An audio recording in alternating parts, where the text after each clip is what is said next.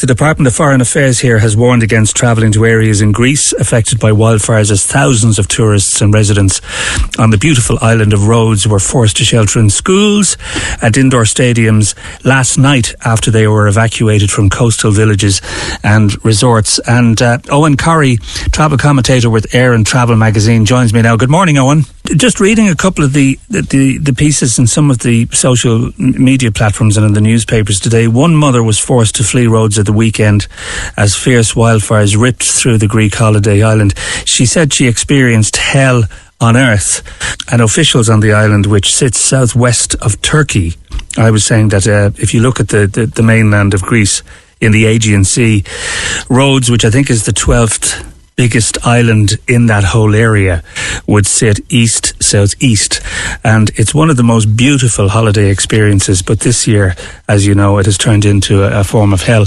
Good morning, Gareth. It's always a joy to hear your voice. I could hear your dulcet tones, but you couldn't hear mine. Thank you. You're a busy man at the moment, and I know we had to get in the queue because you've been up since about 5 o'clock this morning. What is it like there at the moment in Rhodes? Now, I know Rhodes isn't the only area, but it seems to be the epicentre of this climate disaster at the moment. Yeah, we've a huge heat wave which has been discomforting people for over a week. We've wildfires in several locations, but Rhodes is the most dramatic. Now, it's impacting the local population, 19,000 evacuations, the sort of tremendously upsetting and difficult conditions that people are in. That is impacting local population. The impact on tourism is quite small. It's probably a bit of a drama. It's getting good headlines and things like that. But the reality is that there are some English tourists who've been moved, and there's very little impact on Irish tourism. That's not to minimise what the 19,000 people who are displaced and losing their homes and all of that. They're going through the horror they're going through at the moment. Most of the wildfires are, am I understanding it correctly, on the south of the island? The north of the island is a completely different country almost this morning. Gareth, the way technology is nowadays, Google Maps now have the location of the wildfires up, so everybody can track exactly where they are. But you're absolutely right. Listeners will be familiar with places like Faliraki, boisterous resort that was very popular in the 80s.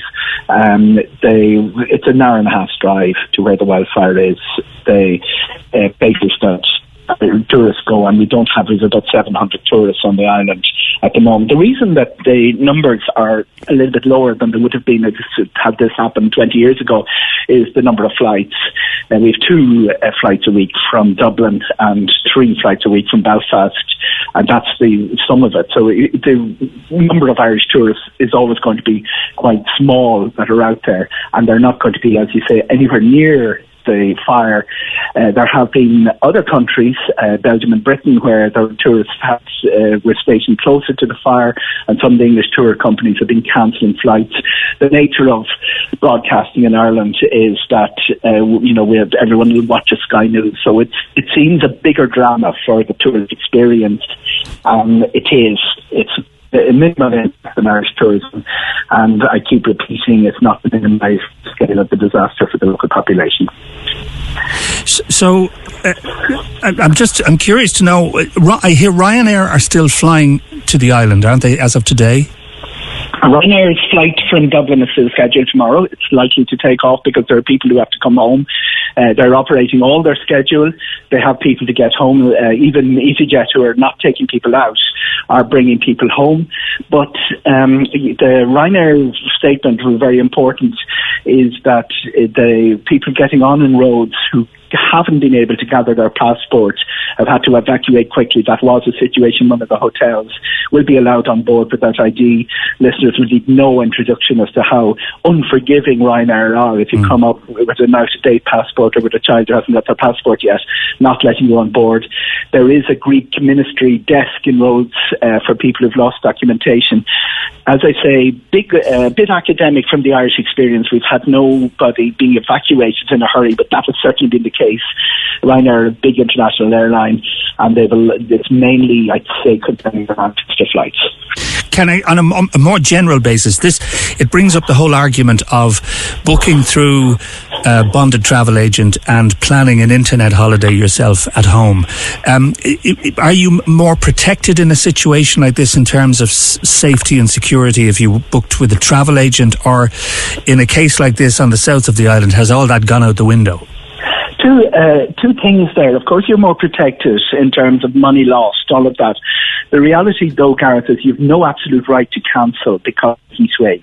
Until the Department of Foreign Affairs says you can't go there, and remember, all they've said is don't go into the area. That's not worth anything in terms of your rights from getting your full money back from a flight that you've decided not to take. So there is another thing, though, that's probably less set in stone and less regulated, in that a lot of people are going to travel agents in the heat wave and saying, I need to change the date.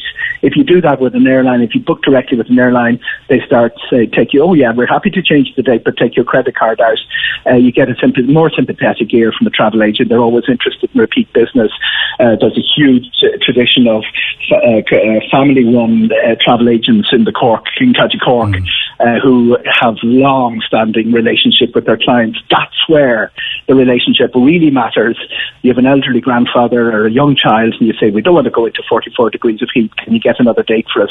Very hard to do it when you book direct. When you've got a travel agent, you don't have an absolute right to it. Don't come back to me saying Eoghan Corry said you had an absolute right to it, but that's where you get the sympathetic ear.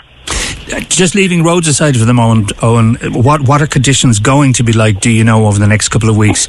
Along, the Costa del Sol, the Costa Dourada, Portugal, Albufeira, along out towards Villamora.